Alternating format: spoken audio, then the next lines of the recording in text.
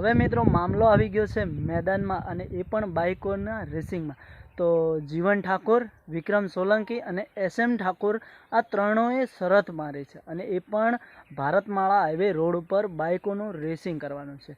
તો હવે આપણે બધાએ એ વિડીયો જોવાનો છે અને એ જાણવાનું છે કે આ ત્રણના વચ્ચે હવે વિજેતા કોણ થાય છે, અને કેટલા રૂપિયાની શરત પાડી છે, કે શેની શરત પાડી છે, અને એમાં શું આપે છે એકબીજાને, એ આપણે જોવાનું છે.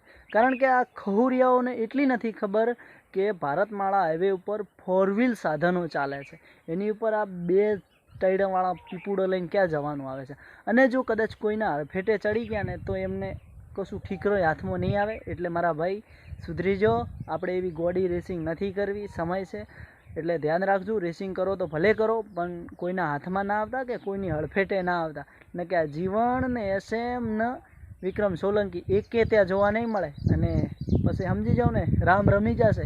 જય માતાજી.